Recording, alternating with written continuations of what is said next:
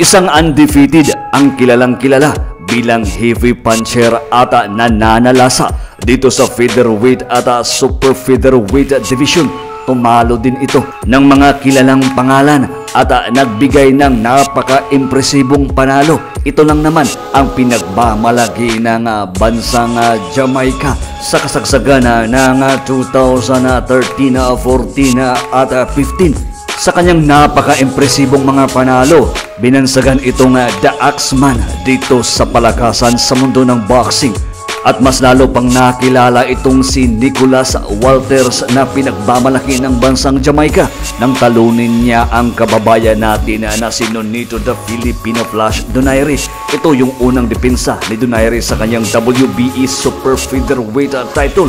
Samantalang itong si Walters naman ang WBE Regular Champion dito sa nasabing division. Sa resulta ng kanilang naging laban, talagang mas malakas itong si Walters sa kontra sa kababayan nating si The Filipino Flash Nonito Donaire. Balikan natin ang kanilang naging laban. Ngunit bago tayo magpatuloy, kung ngayon ka lang napadpad dito sa ating channel, please palike at subscribe at pasuporta naman dito sa ating channel.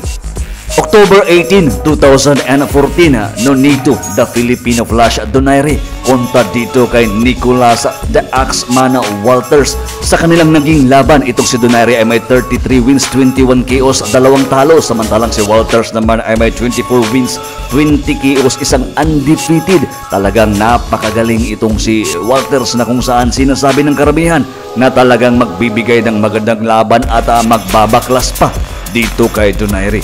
Dito sa first round ng kanilang laban, nadulas po itong si Donaire.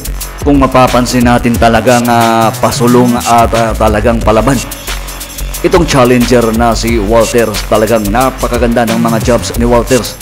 Naabot talaga nito ang kampiyon na si Nonito. Dito sa slow motion is talagang nadulas lang itong kababayan nating si Donaire.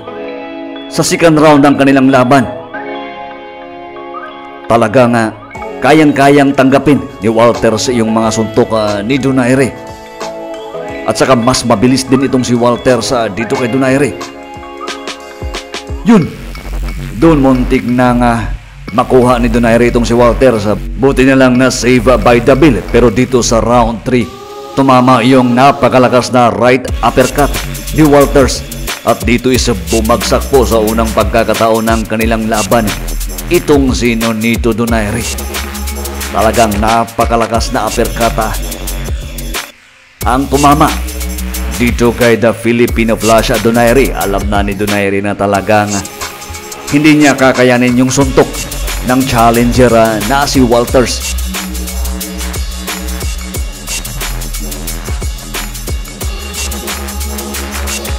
At dito sa round 6, pinilit ni Donaire na makipagsabayan dito kay Walters. Pero tumama yung napakalakas na right hook ni Walters kay Donaire.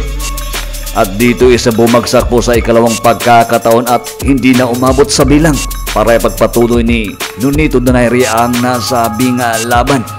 Kung mapapansin natin dito sa slow motion is talagang napakalakas ni Nicholas Walters. At dito nakuha ni Walters ang WBE Super Featherweight title na hawak ni Nonito Donaire, na kung saan unang pagkakataon pa lang sana na idepensa ni Donaire. Hanggang dito lang muna ang hatid ng Sports Fest PH. Sa di pa nakapag-like at subscribe sa ating channel, please pasuporta naman. Hanggang sa muli, maraming salamat po.